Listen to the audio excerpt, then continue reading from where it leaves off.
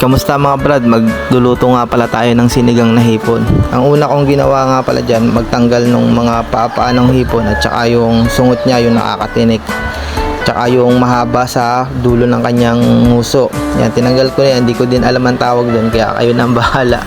Tapos naghiwa-hiwa na din ako ng kamatis. Dalawang kamatis nga pala mga brad ang ginamit ko dyan, no, para malasa at magkumulay yung sabaw ng ating sinigang na hipon. Kaya naghiwa-hiwa na din ako ng sibuyas para sa ating ricado. Ayan, naghiwa na din ako ng bawang dyan. At saka naghiwa din pala ako ng luya. Konti lang namang luya para hindi lang siya malansa sa panglasa. At saka smooth yung paghigop ng sabaw. Yan.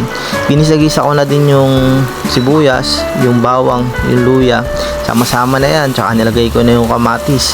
Mabilisang luto muna tayo mga brad dito sa ating ginisa. Yan, gisa-gisa lang muna. Tapos yan. Yan, may paapoy pa.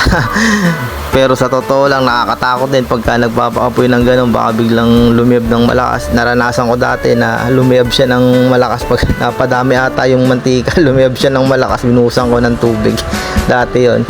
Pero ngayon, medyo kontrolado na yung paglalagay ng mantika. Ayan, naglagay na din ako ng labanos para sa ating sinigang. Tsaka sili, nilagyan ko na. Tsaka nilagay ko na yung ating hipon na ating isisigang. Ayan. Yung may ganyang kulay niya pagka hindi pa siya kumukulo. Ayan. Pag kumukulo na siya, ganyan na yung kanyang kulay. Ayan.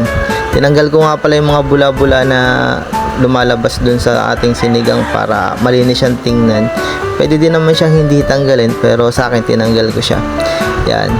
Nalo-halo ko lang yan, tapos nilagay ko na yung kangkong para magkaroon ng sustansya at pampalasa na din, at magkaroon din ng gulay yung ating sinigang na hipon. Sa totoo lang, naiiwan talaga yung kangkong na yan eh.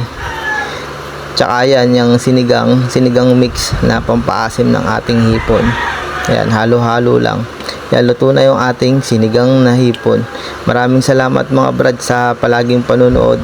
Thank you and God bless.